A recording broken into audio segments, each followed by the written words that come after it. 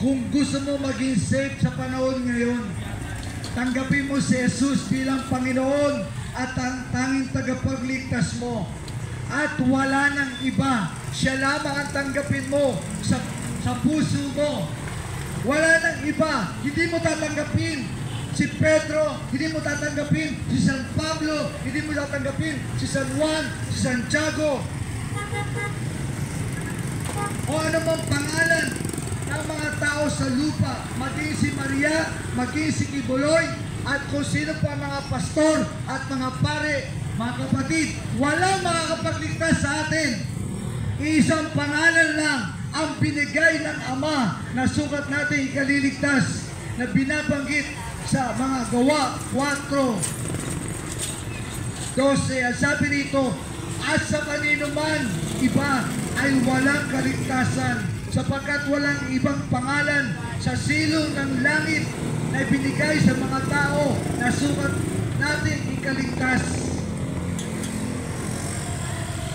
Ang Biblia na nagsasabi, 100% salita ng Diyos, walang ibang pangalan na ibinigay sa tao para siya ay maligtas, kundi ang pangalan lamang ni Jesus Christ. Kapag merong nangaral sa iyo at ibang pangalan ang ibinabandera sa iyo, kapatid, huwag mo sayangin ang panahon mo. Huwag mo sayangin ang oras mo. Si Jesus lamang ang tagapagligtas. Wala na pong iba. Hindi si pastor, hindi si father, hindi si bishop, hindi si obispo. Si Jesus Christ. Jesus Christ is the only name given to man to be saved.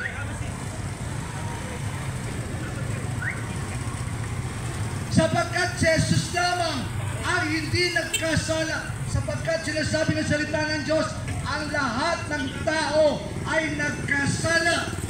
Ang mga apostol, lahat nagkasala, mga yan.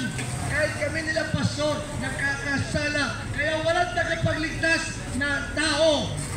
Ang nag-iisang tagapagligtas ay yung Diyos na bumaba sa lupa sa katauhan ni Jesus Christ. Paano ka ililigtas ng tao? Siya din ay kailangan ng tagapagligtas.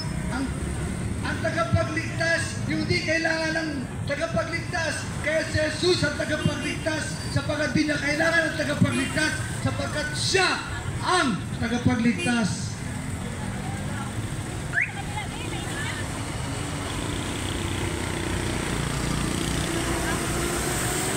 Kaya nga binabanggit sa John 14:6, sinabi sa kanya ni Jesus, ito mismo si Jesus na ang nagsasalita, sinabi sa kanya ni Jesus, ako ang daan. Mga kapatid, huwag ka maniwala sa tao, sa Diyos ka maniwala. Si Jesus nagsabi, ako ang daan.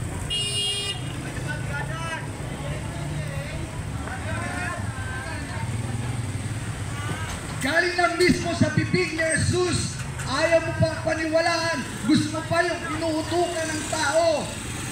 Ang tao, sabi sa Biblia, ay sinungaling. Ikaw, kung gusto mo magpauto sa tao, bahala ka sa buhay mo.